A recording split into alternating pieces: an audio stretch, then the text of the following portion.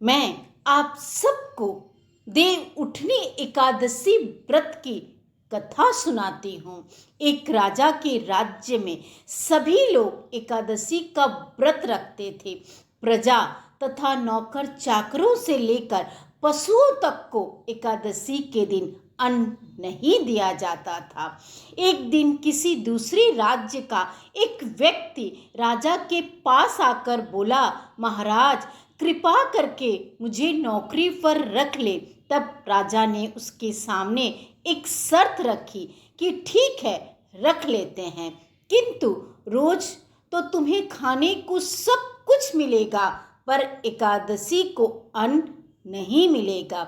उस व्यक्ति ने उस समय हाँ कर ली, पर एकादशी के दिन जब उसे फलाहार का सामान दिया गया तो वह राजा के सामने जाकर गिड़गिड़ाने लगा, महाराज इससे मेरा पेट नहीं भरेगा, मैं भूखा ही मर जाऊंगा, मुझे अन्न दो।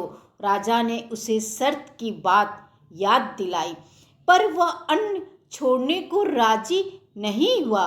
तब राजा ने उसे आटा, दाल, चावल आदि दिए। वह नित्य की तरह नदी पर जा पहुंचा और स्नान कर भोजन पकाने लगा।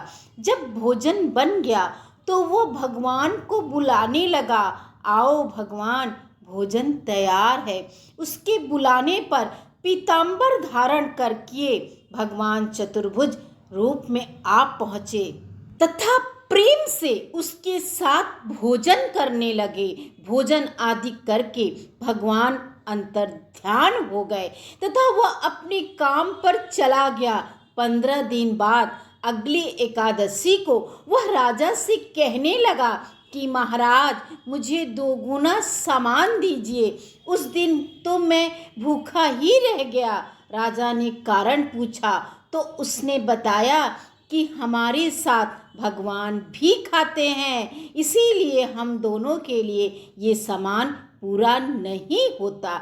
यह सुनकर राजा को बड़ा आश्चर्य हुआ। वह बोला, मैं नहीं मान सकता कि भगवान तुम्हारे साथ खाते हैं।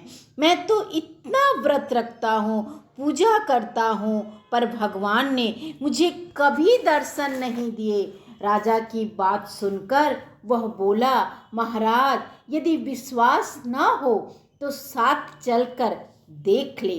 राजा एक पेड़ के पीछे छिपकर बैठ गया। उस व्यक्ति ने भोजन बनाया तथा भगवान को शाम तक पुकारता रहा, परंतु भगवान नहीं आए।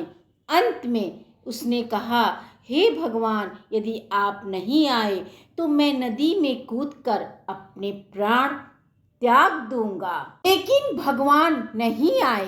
तब वह प्राण त्यागने के उद्देश्य से नदी की तरफ बढ़ा। प्राण त्यागने का उसका दृढ़ इरादा जान शीघ्र ही भगवान ने प्रकट होकर उसे रोक लिया और साथ बैठकर भोजन करने लगे। खा पीकर वे उसे अपने विमान में बिठाकर अपने धाम ले गए। यह देख राजा ने सोचा कि व्रत उपवास से तब तक कोई फायदा नहीं जब तक मन शुद्ध न हो। इससे राजा को ज्ञान मिला। वह भी मन से व्रत उपवास करने लगा और अंत में स्वर्ग को प्राप्त हुआ।